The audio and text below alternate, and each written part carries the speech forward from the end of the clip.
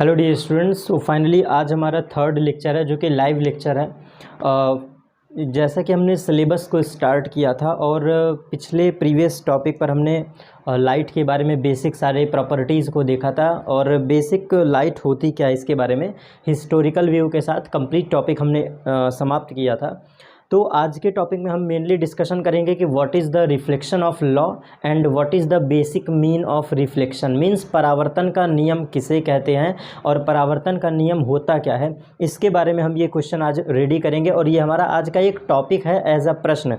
अगर आप previous year unsolved paper के प्रश्नों को उठाइए, क्वेश्चंस को देखिए, तो वहाँ पर एक प्रश्न हमेशा पूछा जाता है कि परावर्तन का नियम बताना है आपको या फिर इसके बारे में डिटेल स्टडी करना है। तो टॉपिक को स्टार्ट करते हैं बिल्कुल बेसिक से।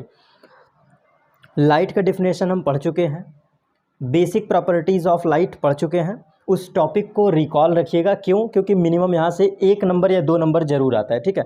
प्रॉपर्टी ऑफ लाइट से 1 नंबर हमेशा आता है एग्जाम में, लगभग।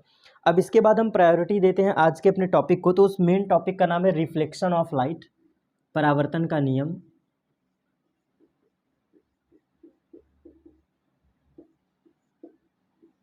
रिफ्लेक्शन ऑफ लाइट और बेसिक इसका मीन्स है परावर्तन, प्रकाश का परावर्तन, ये टॉपिक हमारा है।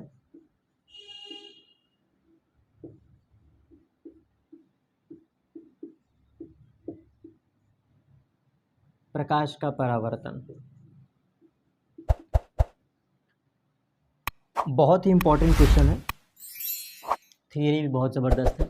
तो सबसे पहले हम जो चीज़ समझने वाले हैं, क्योंकि ये एक पूरा लॉ है, एक तरीके से ये ब्रॉड टॉपिक है, तो इतने बड़े टॉपिक को समझने से पहले हम ये समझेंगे कि बेसिक परावर्तन का मतलब क्या होता है। मीन्स रिफ्लेक्शन का ही मतलब क्या है। सबसे पहली चीज़ रिफ्लेक्शन का क्या मतलब है, तब हम समझेंगे कि प्रकाश का परावर्तन क्या होता है। पहले हम ये स्टार्ट करने वाले हैं, ये हमारा टॉपिक है। आपसे कोई प्रश्न पूछे कि परावर्तन का मतलब क्या होता है, पहले ये तो बताओ, ठीक है। तो वहीं से स्टार्ट करते हैं। अब आपको ऐसा समझना है कि जब हमने प्रॉपर्टीज़ ऑफ लाइट पढ़ाया था सबसे लास्ट में, तो प्रॉपर्टीज़ ऑफ लाइट में हमने ये बात कहा था कि प्रकाश परावर्तन को प्रदर्शित करता है, प्रकाश अपवर्तन को प्रदर्शित करता है, प्रकाश वर्ण विक्षेपण, व्यतिकरण, विवर्तन, ध्रुवण जैसी प्रोसेस को, प्रक्रिया को प्रदर्शित करता है। तो उन ढेर सारे टॉपिक्स में से एक हेडिंग होती है प्रकाश का परावर्तन। प्रकाश का ही एक गुण होता है परावर्तन। तो यहाँ से आपको ये समझना है कि प्रकाश के ढेर सारे प्रॉपर्टीज़ में से, प्रकाश के ढेर सारे विशेषताओं में से एक विशेषता है परावर्तन का गुण प्रदर्शित करना। तो आप खुद ही समझो, अगर प्रकाश का गुण है परावर्तन प्रदर्शित करना, तो प्रकाश ही तो परावर्तन बनाएगा। तो हम ये समझेंगे कि रिफ्लेक्शन का मीन्स क्या है। तो जो टॉपिक हमने पढ़ा था, यहीं से एक चैप्टर स्टार्ट होता है। तो परावर्तन का मीन्स हम समझेंगे, तो ये हमारा टॉपिक है। और सबसे पहला हम समझेंगे कि परावर्तन का मतलब क्या होता है। तो परावर्तन का बेसिक मतलब होता है bouncing back. Bouncing back sir, इसका क्या मतलब है? ओवरऑल टकराना और वापस लौटना। टकराना और वापस लौटना, ये बेसिक आप मतलब कह सकते हो परावर्तन का। क्योंकि रिफ्लेक्शन का मतलब ये होता है कि कोई बॉल है, कोई मतलब कोई लाइट है, या फिर सिंपली आप जैसे समझ लो कि पानी है, पानी को दीवार वगैरह पे फेंको तो वो उसका छिट्टा टाइप या पानी की कुछ बूंदे आपके शरीर पे पड़ते हैं ना। जैसे 2-3 एग्जांपल के थ्रू समझाते हैं। रिफ्लेक्शन का एकदम बेसिक मतलब क्या है, गेंद को लो और गेंद को छोड़ दो, तो जब गेंद को छोड़ते हो तो ज़मीन से टकराती है, टकरा के वापस आता है। तो ये रिफ्लेक्शन है, एक तरह से रिफ्लेक्शन है। जब पानी को आप दीवार पर मतलब फेंकते हो, या मतलब पानी प्रेशर में पानी रहे उसको दीवार वगैरह पे फेंको, तो कुछ छिट्टे आपके ऊपर भी तो पड़ते हैं ना, देखा होगा आपने। सिंपली आप कभी ज़ोर से पानी को फेंको दीवार वगैरह पे, तो कुछ पानी की ड्रॉप बैक भी आते हैं, पीछे भी आता है। तो वो समझ सकते हो कि कोई पदार्थ है, कोई वस्तु है, कोई विशेष वस्तु है जो जा रहा है और टकरा रहा है और वापस आ रहा है, तो हम कह सकते हैं कि वहाँ पर कुछ परावर्तन हो रहा है। लेकिन आप ज़रा इस बात को गंभीरता से सुनना कि हमने कभी फिजिक्स में या केमिस्ट्री में या फिर रियल लाइफ में ये नहीं पढ़ा होगा कि गेंद का परावर्तन बताओ, पानी का परावर्तन पढ़ाओ, नहीं, क्योंकि प्रकाश ही एक ऐसा क्वालिटी है, लाइट ही एक ऐसी विशेषता है फिजिक्स में जो कि परावर्तन का गुण प्रदर्शित करता है, सिर्फ और सिर्फ प्रकाश ही। For this reason, particularly for this reason हम कह सकते हैं कि ओनली लाइट, इसको नोट करके लिख लीजिएगा, नोट करके, only light shows, only light shows the reflection property, the reflection only light shows the reflection property. Simple. Sir इसका हिंदी मतलब क्या है? मतलब मैंने बस ये लिखा है कि केवल प्रकाश ही परावर्तन का गुण प्रदर्शित कर सकता है। मैंने ये लिखा है, केवल प्रकाश ही परावर्तन का गुण प्रदर्शित कर सकता है। और हमको ये समझ में आ गया, हमें अब ये समझ में आ गया कि जब लाइट परावर्तन का गुण प्रदर्शित कर सकता है तो हम लोग जो टॉपिक का डिस्कशन करने वाले हैं उसी पर ये चैप्टर बेस्ड है, that is reflection of light. तो आपसे बेसिक क्लियर हो गया होगा कि परावर्तन का मतलब क्या होता है। और अब हम समझेंगे प्रकाश का परावर्तन। तो बाउंसिंग बैक, सिंपल सा डेफिनेशन, रिफ्लेक्शन परावर्तन का मतलब होता है बाउंसिंग बैक। कोई वस्तु है, कोई पदार्थ है, किसी चीज़ पर जाए, टकराए और वापस लौट आए। गेंद को छोड़ दो, रिफ्लेक्शन। पानी का फव्वारा मारो, रिफ्लेक्शन। लाइट को किसी चिकने सतह पर भेजो तो रिफ्लेक्शन। Basic property. अब हम समझते हैं कि प्रकाश का परावर्तन क्या है। तो प्रकाश के परावर्तन की परिभाषा को समझते हैं। देखो, अब प्रकाश का परावर्तन क्या है, तो पूरे डेफिनेशन को बड़े ध्यान से समझना। प्रकाश का किसी चिकने अथवा समतल सतह से टकराना और वापस लौटने की घटना प्रकाश का परावर्तन कहलाता है। आपको इसमें कंडीशन याद रखना है। जब हम प्रकाश का परावर्तन पढ़ते हैं तो दो केस बड़ा इंपॉर्टेंट है। प्रकाश का परावर्तन करने के लिए मस्ट केस क्या है? मस्ट मतलब जो आपको थोड़ा इंपॉर्टेंट रखना है, मस्ट केस है वो ये है कि सतह आपका बराबर होना चाहिए। मतलब जो सतह है, सरफेस है, वो समतल सतह होना चाहिए। और दूसरी कंडीशन है कि पॉलिशदार सतह रहे, पॉलिशदार, या फिर आप कह सकते हो चिकना सतह रहे। अभी बताऊंगा सारी चीज़ें, बस सुनते जाओ। जो आपको क्लास 10th के सिलेबस के अकॉर्डिंग समझना है वो ये है कि सतह चिकना रहे, समतल रहे, पॉलिशदार रहे, वेल पॉलिश्ड एंड स्मूथ। ठीक, ये तो ओवरऑल अब यहाँ से डेफिनेशन निकालेंगे, क्योंकि प्रकाश है तो स्टार्टिंग वहीं से होगा। प्रकाश का किसी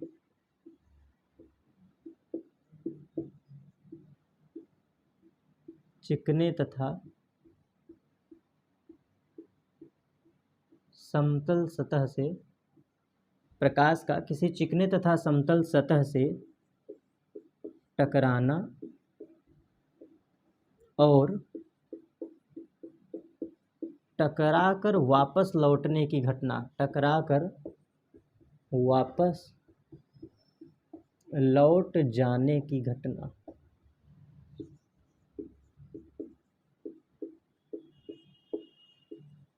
प्रकाश का परावर्तन कहलाता है।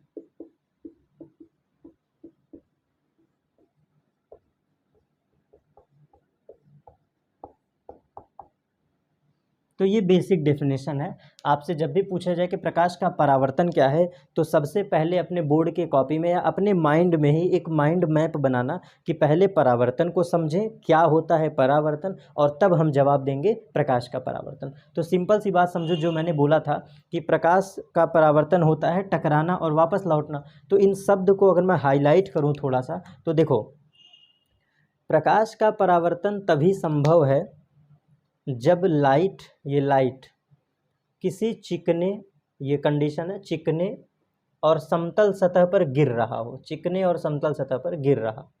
इसके बाद टकराना और वापस लौटना, तो मान लो उसमें आ ही गया डेफिनेशन।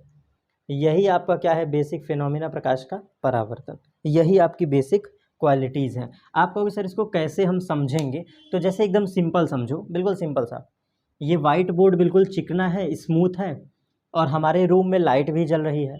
एकदम उदाहरण के साथ समझते हैं, हमारे इस रूम में लाइट भी जल रही है और ये जो सरफेस है ये स्मूथ है। तो आप ये बिल्कुल कह सकते हो कि इस वाइट बोर्ड पर परावर्तन हो रहा है। सर कैसे? ऊपर से लाइट आ रही है और देखो यहाँ कहीं हल्का चमक भी रहा होगा, आपको वीडियो में भी देखो ध्यान से चमक रहा होगा इस रेंज में।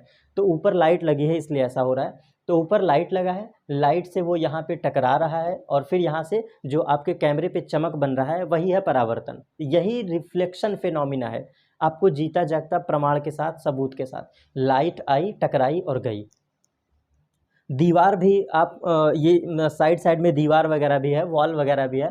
तो जो घरों की दीवारें होती है ना, चिकनी दीवारें, जिस पे आप पीओपी वगैरह, डिजाइनिंग वगैरह या जो भी समझ लो, घर की जो दीवार होती है, दीवार भी आपका प्रकाश का परावर्तन करता है। पानी आपने देखा है, पानी, तो जब आप कभी बाथरूम वगैरह में नहाने वहाने जाते हैं तो पानी में आपका फेस दिखाई देता है। पानी के ऊपर देखो अपना चेहरा तो फेस दिखाई देता है ना, वहाँ पर भी परावर्तन होता है। जब आप नया बर्तन वगैरह लेते हैं, थाली वगैरह, प्लेट वगैरह, कटोरी वगैरह, तो थाली वगैरह में भी आपकी फेस दिखाई देते हैं। तो इन सभी जगह पे कुछ और नहीं होता है, रिफ्लेक्शन होता है, और ड्यू टू रिफ्लेक्शन आपको अपनी छाया दिखाई देती है, प्रतिबिंब दिखाई देती है। तो उम्मीद करता हूँ कि कुछ समझ गए होंगे प्रकाश का बेसिक परावर्तन का मतलब क्या होता है। तो टू द पॉइंट अपने टॉपिक को एंड करेंगे। प्रकाश के परावर्तन का मतलब यही होता है कि ये एक फिनोमिना है, ये एक प्रोसेस है, कंप्लीट प्रोसेस है। उस प्रोसेस का नाम है कि प्रकाश का किसी सतह से टकराना और वापस लौट जाना परावर्तन कहलाता है। ये सारी चीज़ें हैं। अब आपको इसके बाद एक चीज़ें और बताते हैं, नोट करके आप लिख लेना। दो नोट मैं लिखवाने वाला हूँ, इन दो नोट को समझिएगा। इसके बाद ज़रूर लिख दीजिए, क्योंकि जिस सीक्वेंस में पढ़ा रहा हूँ इसी सीक्वेंस में आपको लिखना है। नोट 1, परावर्तन सभी सतहों पर संभव है। परावर्तन सभी सतहों पर संभव है। परावर्तन सभी सतहों पर संभव है। ये जरूरी नहीं है कि सदैव तल ऑब्लिक सतह समतल ही हो। मतलब ओवरऑल कहने का मतलब है, परावर्तन की प्रक्रिया हर जगह होती है बेटा, चाहे वो चिकना सतह हो, चाहे वो खुरदुरा सतह हो, चाहे वो पॉलिशदार हो, चाहे वो पॉलिशदार ना हो, कुछ भी हो, सारे केसेस में परावर्तन होता है। और दूसरा नोट आप समझ लेना, दूसरा नोट, अगर ये परावर्तन का फिनोमिना नहीं होता तो हम चीज़ों को देख नहीं पाते। तो कहना क्या चाहते हैं सर? नोट 2 है, नोट 2, परावर्तन के वजह से हम वस्तुओं को देख पाते हैं।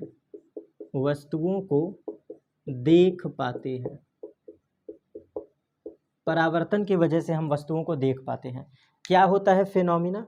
ऐसे समझो। हमारे सामने एक किताब है, देखिए मैंने एक किताब लिया है, ये आपके सामने मैं एक किताब दिखा रहा हूँ, ठीक है, थोड़ा बहुत पढ़ भी लेते हैं कभी कभी। ये एक किताब आपके सामने मैं दिखा रहा हूँ, तो ये किताब आपको दिख रहा है ना कैमरे में, देख लीजिए बिल्कुल, ये बुक आपको दिख रही है ना कैमरे में। तो आप इस बुक को कैसे देख पा रहे हो, ये प्रोसेस अब मैं एक्सप्लेन करने चाह रहा हूँ कि ये किताब आपको कैसे दिखाई दे रही है, समझिएगा। जैसे मान लो कि ये मैंने बनाया बुक, जो अभी मैं दिखा रहा था ये वही है। लेट सपोज ये बुक है जो आप देख रहे थे। तो पता है यहाँ पे फिनोमिना क्या होता है? ऐसे समझो कि रूम में कहीं पर बल्ब लगा है, आपके रूम में कहीं पर बल्ब वगैरह लगा होगा, प्रकाश स्रोत लगा होगा। तो आप मान लो कि प्रकाश स्रोत है, ये क्या है? प्रकाश स्रोत।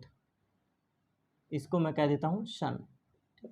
आप ऐसे समझ लो कि ये किताब है और आपके रूम में कहीं पर लाइट लगा होगा। तो देखो हुआ क्या है प्रोसेस। सबसे पहले बल्ब से चलने वाली रोशनी कहाँ पड़ती है? वस्तु पर पड़ती है। ये प्रोसेस समझना। सबसे पहला काम होगा सूरज से, बल्ब से, रॉड से, मोमबत्ती से, लालटेन से, कुछ से भी चलने वाली किरणें सबसे पहले कहाँ पहुँचे? वस्तु पर। और फिर जब ये टकरा के गुजरेगा, टकरा के जब गुजरेगा तो ये किरण आपके आँखों पर पड़ना चाहिए। तो ये किरणें आपके आँखों पर पड़ना चाहिए, तब आप वस्तुओं को विजिबल कर पाते हैं। ये प्रोसेस है। किसी ऑब्जेक्ट को देखने के पीछे ये होता है। इस प्रोसेस का नाम क्या है? This is reflection. जैसे आप मुझे देख पा रहे हैं कैमरे में, तो क्या हो रहा है?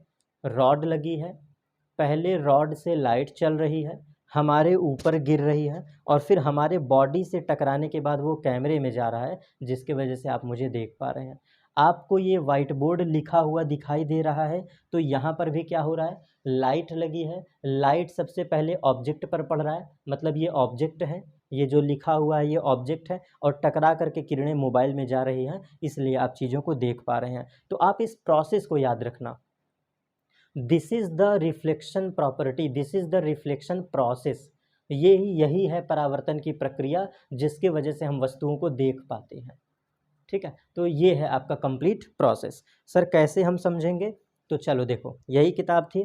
तो सबसे पहले हो क्या रहा है? वहाँ लाइट लगी हुई है, लाइट आ रही है हर तरफ से, रूम में लाइट लगा है, लाइट आ रहा है, वो यहाँ पर टकरा रहा है इस ऑब्जेक्ट पर। लाइट आ रही है, यहाँ टकरा रहा है, और टकराने के बाद कैमरे में चला जा रहा है, ऐसे कैमरे में चला जा रहा है। तो आप चीज़ें देख पा रहे हो। This is the process. ठीक, ये भी पॉइंट हमारा कंप्लीट समाप्त हो गया। इसके बाद आप एक नोट ये भी समझ सकते हैं कि ये जो परावर्तन की प्रक्रिया है, ये सिर्फ एक माध्यम में संभव होता है। एक माध्यम में जो परावर्तन की प्रक्रिया है, ये एक माध्यम में संभव होता है। मतलब या तो केवल पानी में होगा, या तो केवल वायु में होगा, या तो केवल कांच में होगा, या तो केवल डायमंड में होगा, या तो केवल अल्कोहल में होगा, या तो सिंपल किसी सिंगल मीडियम में होता है। तो मोस्ट इम्पॉर्टेंट नोट करके आप ये भी लिख लीजिएगा कि परावर्तन की प्रक्रिया सिर्फ और सिर्फ एक माध्यम में संभव है। नहीं लिखते हैं तो कोई लॉस नहीं है, क्योंकि इतना हायर आपसे पूछेगा नहीं। अब आइए समझते हैं रिफ्लेक्शन। हमने देख लिया। अब हम समझेंगे टाइप ऑफ रिफ्लेक्शन। थोड़ा सा प्रकाश का परावर्तन हमने समझ लिया, तो अब हम समझेंगे कि परावर्तन के प्रकार क्या हैं।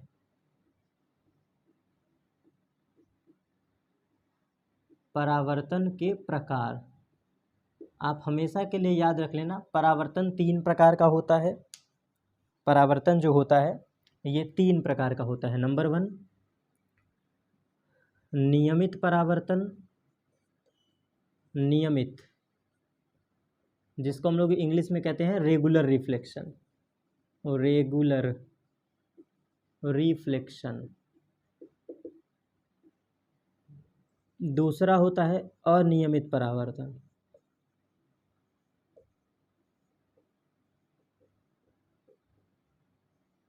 इसका नाम है इर्रेगुलर।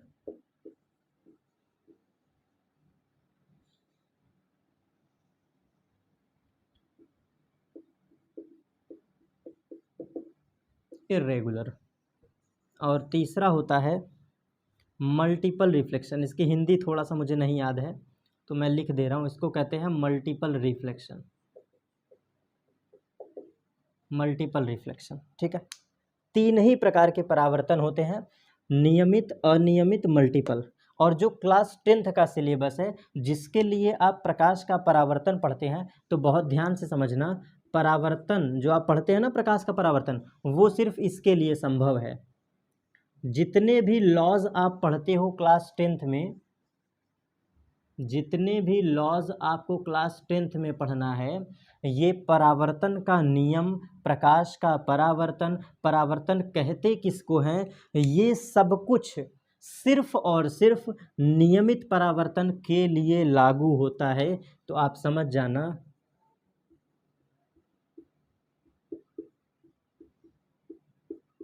प्रकाश का परावर्तन सिर्फ और सिर्फ यही शो करता है। ना ही अनियमित, काट दो, ना ही मल्टीपल। ठीक, बाकी इसके बारे में अलग से बात कर लेंगे छोटे से वीडियो में। बेटा इसके भी बारे में हमको समझना होता है कि नियमित क्या है, अनियमित क्या है, मल्टीपल क्या है, इसको अलग वीडियो में डिस्कस करूंगा। और नो डाउट 100% मैंने सिलेबस पढ़ा बोला है, बहुत डीप में पढ़ाऊंगा, बहुत ही ज़्यादा डीप में। लेकिन अभी ये आपके लिए काम का नहीं है, क्योंकि नियमित, अनियमित और मल्टीपल ये IERT का सिलेबस है। अगर मैं आपको बताऊं तो ये कभी बाद में काम आएगा। ये IERT का सिलेबस है, और IERT एक एग्ज़ाम होता है। IERT का एग्ज़ाम आप जब 12th पास आउट कर लेंगे तब इस एग्ज़ाम को दिया जाता है। IERT के एग्ज़ाम से आपको 3 ईयर डिप्लोमा करने के लिए आप क्या होते हैं, एलिजिबल होते हैं। 3 ईयर डिप्लोमा कोर्स करने के लिए आप एलिजिबल होते हैं। तो ये IERT का सिलेबस है। क्लास 10th में यहाँ से बहुत प्रश्न नहीं आते हैं, मगर मैं फिर भी पढ़ाऊँगा इसको अलग के वीडियो से। तो हमने आज के टॉपिक में जो डिस्कशन किया है, परावर्तन समझा, प्रकाश का परावर्तन भी समझा, परावर्तन होता कब है ये भी समझा, परावर्तन का शर्त भी समझा, सतह समतल होना चाहिए और चिकना होना चाहिए, यही उसका शर्त है। फिर परावर्तन का प्रकार पढ़ा। अब हम चल रहे हैं परावर्तन का नियम पढ़ने। अब हम चल रहे हैं परावर्तन का नियम पढ़ने, और फिर इसके बाद हमारा टॉपिक एंड हो जाएगा। तो अब हम एकदम लास्ट टॉपिक पर चल रहे हैं, और इस टॉपिक को समझने के लिए आपको बहुत ध्यान से सुनना होगा, समझना होगा। प्रकाश का परावर्तन लगा दिया है भाई हमने। चलिए, ये है प्रकाश का परावर्तन। तो सबसे पहले हमने लिया समतल सतह। ये जो हमने लाइन खींचा है ये क्या है, समतल सतह है। तो लिख दे रहे हैं समतल एवं चिकना सतह।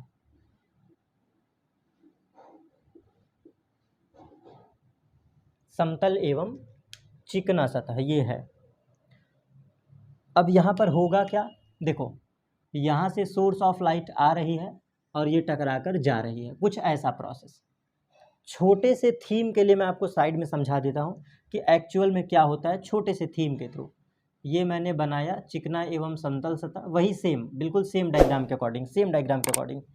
इसको आप कह लो A सतह, इसको कह लो B सतह, बस दिखने में अच्छा लगे, जानबूझ के, कोई काम नहीं है। ये है। और प्रकाश का परावर्तन का मतलब होता है ऐसे सोर्स आएगा, ये देखो बेटा, ये ऐसे सोर्स आएगा और ये टकरा करके ऐसे चला गया, ये देखो। और इसी को कहते हैं नियमित परावर्तन। अभी थोड़ी देर पहले हमने पढ़ा था ना, इसी को कहते हैं नियमित परावर्तन। तो देखो नंबर 1, नंबर 2, नंबर 3, ये किरणें गई। अब ध्यान से देखना, ये किरणें जा रही हैं और टकराने के बाद फिर कहाँ चली गई, देखो ये है नंबर 1, नंबर 1, ये है नंबर 2 और ये है नंबर 3। तो इसी प्रोसेस को कहते हैं नियमित परावर्तन। जिस एंगल पे आए उसी एंगल पे वापस लौट जाए, इस प्रोसेस को कहते हैं नियमित परावर्तन। लेकिन आप समझो, यहाँ पे एक प्रकाश किरण नहीं है, ढेर सारी प्रकाश किरणें आ रही है। ठीक है, तो ये चीज़ है आपका, छोटे से इमेज में हमने समझा दिया।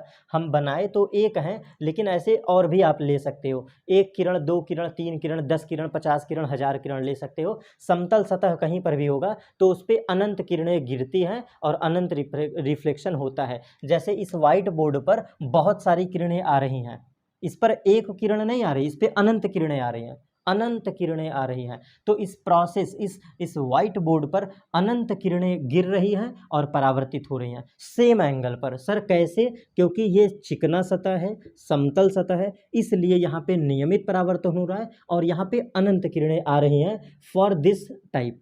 इस तरह से किरणें आ रही हैं और जा रही हैं। आइए यहाँ पे समझते हैं। थोड़ा सा डायग्राम हमें लग रहा है थोड़ा सा ये हिल गया है, ये वाली लाइन, इसको सही कर लेते हैं।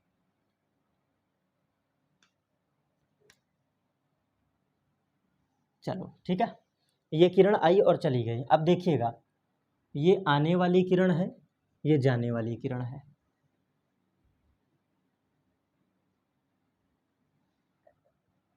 इस पॉइंट पर एक हम परपेंडिकुलर प्लॉट करेंगे। देखो इस पॉइंट पे परपेंडिकुलर, ये देखो ये। अब इसका फायदा क्या मिला, आइए समझते हैं। बीच वाले पॉइंट को हमने P नाम दे दिया, P, और ये आपकी किरण आ रही है और ये चली गई। डायग्राम जरूर बनाइएगा। यहाँ से लेकर के यहाँ तक के एंगल को एंगल I कहते हैं, और यहाँ से लेकर के यहाँ तक के एंगल को एंगल आर कहते हैं, ठीक। और जो बीच वाली खड़ी लाइन है इसको अभिलंब कहते हैं, इसको नॉर्मल कहते हैं, अभिलंब, नॉर्मल अभिलंब कहते हैं। अब जरा इस डायग्राम को ध्यान से समझिएगा। प्रकाश के परावर्तन का जब आप नियम पढ़ते हैं तो यही वो डायग्राम है जो किताबों में बना होता है, और ये वो रूल है जो नियमित परावर्तन के लिए लागू होता है। मैंने पहले कह दिया था, प्रकाश का परावर्तन सिर्फ और सिर्फ नियमित परावर्तन के लिए लागू होता है। नोट डाउन करके लिख लीजिएगा, प्रकाश का परावर्तन सिर्फ और सिर्फ नियमित परावर्तन के लिए लागू होता है। अब इसके बारे में समझते हैं। हम परावर्तन का नियम पढ़ रहे थे ना, तो परावर्तन के दो नियम हैं। कितने नियम है भाई? परावर्तन के दो नियम हैं। और जो पहला नियम है, प्रथम नियम, फर्स्ट लॉ, प्रथम नियम ये कहता है कि आने वाली किरण, इट मीन्स आपतित किरण, पहले सबका नामकरण कर देते हैं थोड़ा ज़्यादा अच्छा रहेगा। ये अभिलंब हो गया,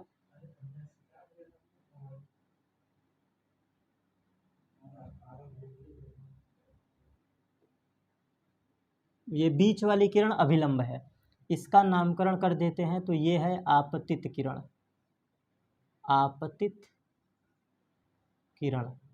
और टकरा के जो चली जाती है इसका नाम है परावर्तित किरण। पहले नाम और ये टॉपिक जरूर याद रखिएगा, क्योंकि अभी के लिए ये बहुत इंपॉर्टेंट है। ये जो मैं नाम लिख रहा हूँ ना, आपतित किरण, ये जो अभिलंब और ये जो परावर्तित, नाम इसका याद रखना। आगे अगले वीडियो में इसके बारे में भी पढ़ेंगे, लेकिन अभी नाम याद रखना बहुत ज़रूरी है। फिर एंगल आई है, एंगल आर है, लिखते हैं और समझते हैं। परावर्तन के दो नियम हैं, और पहला नियम क्या कहता है, फर्स्ट लॉ जो है वो ये कहता है, फर्स्ट लॉ मैं यहाँ पर लिख दे रहा हूँ ताकि आपको याद रहेगा। प्रथम नियम ये कहता है,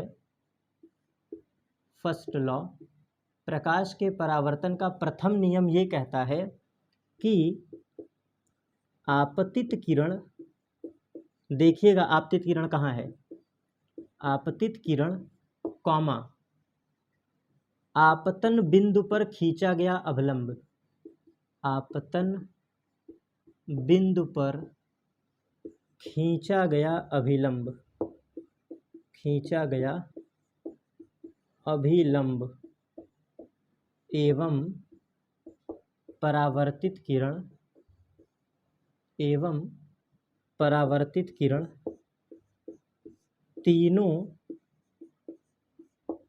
सदैव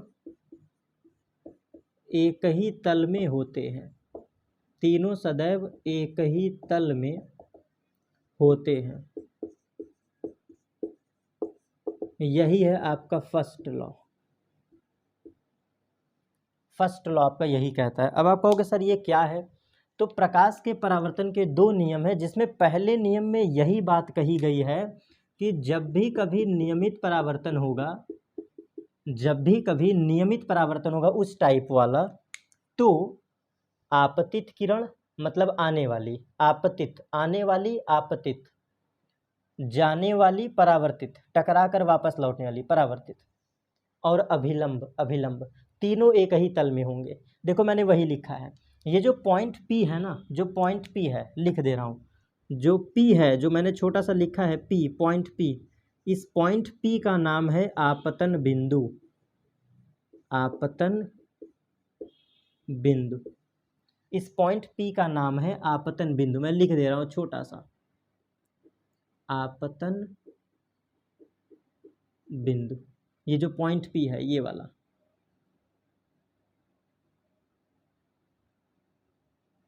यहाँ पे मिक्स हो जा रहा है, ये जो पॉइंट P है वो आपतन बिंदु है। तो अब आप खुद देखो, खुद देखो है क्या, आपतित किरण,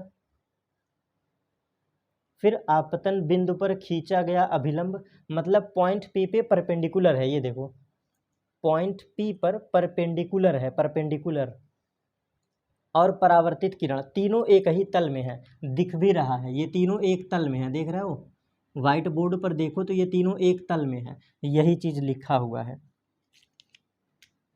आपतित किरण, खींचा गया अभिलंब और परावर्तित किरण तीनों एक ही तल में होते हैं। और दूसरा नियम ये कहता है, इनका जो दूसरा नियम है, मतलब परावर्तन के दो नियम है ना, तो प्रथम नियम एवं द्वितीय नियम। दूसरा नियम कहता है कि angle I is equal to angle R. यही है, देखो एंगल आई बराबर एंगल आर। 100% श्योर है, आपको ये लिखना है। एंगल आई का नाम होता है आपतन कोण, याद रखिएगा इसको, आपतन कोण। और एंगल आर का नाम है परावर्तन कोण, परावर्तन कोण। तो दूसरा नियम भी आपका खत्म। आपतन कोण सदैव परावर्तन कोण के बराबर होगा। जब भी कभी नियमित परावर्तन होता है, जब भी कभी नियमित परावर्तन होता है, तो 100% श्योर है कि आपतन कोण सदैव परावर्तन कोण के बराबर होगा और एंगल आई बराबर एंगल आर हमेशा फिक्स है। तो पहला नियम भी कंप्लीट, दूसरा नियम भी कंप्लीट। इसके अलावा आपको कुछ भी नहीं पढ़ना है। प्रथम नियम और द्वितीय नियम के अलावा कुछ भी नहीं पढ़ना है। जितना पॉइंट भी हमने नोट किया है, फाइनली लास्ट टाइम रिपीट कर दे रहा हूँ, प्रकाश का परावर्तन सिर्फ और सिर्फ उन्हीं बच्चों को समझ में आएगा जिन्होंने डायग्राम को समझा है, जिन्होंने नाम याद रखा है, जिनको ये पता है कि परावर्तन सिर्फ और सिर्फ नियमित परावर्तन के लिए लागू होता है, परावर्तन का मतलब क्या है, आपतित किरण कौन सी है, परावर्तित किरण कौन सी है, आपतन बिंदु क्या है, ये सब याद रहेगा तो वही बच्चा कर पाएगा। फाइनली एक बार रिपीट कर देता हूँ आपके लिए। ये मैंने बनाया समतल सतह, ठीक है, इस पर चिकना और समतल सतह है। किरणें आएंगी, ये देखो किरणें आ रही हैं, किरणें आ रही हैं, टकरा के लौट जा रही हैं। ये है परावर्तन का रूल, परावर्तन। जो ये पॉइंट है, दिस इज आपतन बिंदु, आपतन बिंदु। ये भी है आपतन बिंदु और ये भी है आपतन बिंदु। तो आपका एक प्रश्न तैयार हो गया, किसी समतल सतह पे कितने आपतन बिंदु हो सकते हैं? आप जवाब दोगे अनंत। किसी समतल सतह पर कितने आपतन बिंदु हो सकते हैं?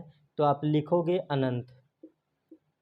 प्रश्न है ये, समतल सतह पर अनंत आपतन बिंदु, अनंत आपतन बिंदु होते हैं। ये ऑब्जेक्टिव प्रश्न हो गया बिहार बोर्ड के लिए, ठीक है, ये बिहार बोर्ड वाले बच्चों के लिए। किसी समतल सतह पर कितने आपतन बिंदु हो सकते हैं? तो अनंत, इसीलिए हमने ये पढ़ाया है। इसके बाद आप याद रख सकते हो, छोटे से डायग्राम के थ्रू फिर से देखो।